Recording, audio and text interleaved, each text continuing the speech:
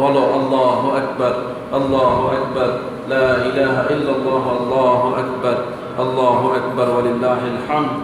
পবিত্র ঈদুল আজহাকে উপলক্ষ করে তাকবীরে তাশরিক 5 দিন ধরে আমাদেরকে এই তাকবীর করতে হবে। কি বলে ঠিক না? এই ধারাবাহিকতার জন্য সামনে অল্প সময় বাকি আছে। পবিত্র ঈদুল আজহার প্রস্তুতি ইতিমধ্যে শুরু হয়েছে। যারা আমরা মুসলমান, আমরা এই হজ, উমরা এবং এই ঈদ ইত্যাদি পালনের জন্য প্রস্তুতি গ্রহণ করবো। এর জন্য জরুরি যে সকল বিষয়গুলো আছে সেগুলো আমরা উপলব্ধি করার চেষ্টা করব। তাকওয়া, ফরহেজগারিতা, এগুলো আমরা উপলব্ধি করব। সর্বসাকুল্যে যে বিষয়টা আমাদের মাথায় দেওয়ার আমি শুরু করেছি সেটা হচ্ছে এই সব কিছুর মূলে একজন ছিলেন, তিনি মুহাম্মদুর রাসূলুল্লাহ সাল্লাল্লাহু আলাইহি সাল্লাম। তাইলে আমরা এত যে নিয়ামত, এত যে শুকরিয়ার বিষয় পাচ্ছি, তাইলে আমরা খুশি হব কার উপরে? যার উপরে এগুলো নাজিল হয়েছে, যার মাধ্যমে আমরা এগুলো পেয়েছি, তার উপরে খুশি হব। কি বলেন ঠিক কিনা? আপনারা হয়তো সহজ উদাহরণগুলো বোঝেন, কোরআনের হাদিসের উদাহরণগুলো বুঝতে চান না। খুশি হওয়ার কথা বললেই আপনারা বলেন আল্লাহর উপরে খুশি হবেন। আল্লাহর উপরে খুশি তো হবেনই, কিন্তু আল্লাহ তো আপনাকে সরাসরি খুশি হওয়ার কথা বলেন নাই। আল্লাহ বলছেন তুমি আমার নবীর উপরে খুশি হও আগে, কারণ আমি তো আমার নবীকে পাঠিয়েছি তোমার কাছে, যা দিয়েছি নবীকে দিয়েছি, নবী তোমাদেরকে বন্টন করেছে, আমি কিছু বন্টন করি না, আমি আমার নবীর মাধ্যমে বন্টন করেছি। এজন্য নবী নিজেও বলেছেন আনা কাসিম, আমি হচ্ছি বন্টনকারী।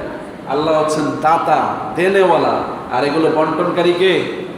মুহাম্মদুর রাসূলুল্লাহ সাল্লাল্লাহু আলাইহি সাল্লাম। তাহলে আপনি খুশিটা প্রকাশ করবেন কার কাছে? যিনি আপনাকে বন্টন করছেন, যিনি আপনার হাতে দিচ্ছেন, তাকেই তো খুশি প্রকাশ করবেন। তিনি খুশি হয়ে গেলে যিনি দাতা, যিনি পাঠিয়েছেন, তিনিও খুশি হয়ে যাবেন। সুবহানাল্লাহ। এই কথা বললেই আমাদের দেশের লোকেরা শিরকের গন্ধ খুঁজে পায়। কি খুঁজে পায়? শিরকের গন্ধ খুঁজে পায়। নবীকে বাদ দিয়ে তুমি রব মানার মধ্যে কোনো উপায় নাই, আছে নাকি? তুমি যে আল্লাহকে রব বলবা এটাও বলার সুযোগ নেই যদি নবীকে নবী না মানো, মুহাম্মদুর রাসূলুল্লাহকে যদি তুমি রাসূল স্বীকার না করো। কবরে যাওয়ার পরে আতা মালাকানে ইয়াজলিসানে ফায়াকুলানে, কবরে রাখার পরে ফেরেশতা আসবে দুইজন, বসাবে মৃত ব্যক্তিকে, প্রশ্ন করবে, বলবে আল্লাযী হাযার রাসূল, মান হাযার রাসূল আল্লাযী বুইসা ফীহি, এই ব্যক্তি কে যিনি তোমাদের কাছে এসেছিলেন? মা কুনতা তাদরি, তার ব্যাপারে তোমার ধারণা কি ছিল, তুমি কি বলতা? কবরে এই প্রশ্ন হবে। বুখারীতে, মুসলিমে অনেকগুলো হাদিস আসছে যে কবরে একটাই প্রশ্ন হবে, আর এই একটা প্রশ্ন হবে শুধু এইটাই যে এই ব্যক্তিকে, এর ব্যাপারে তুমি দুনিয়ায় কি বলতে?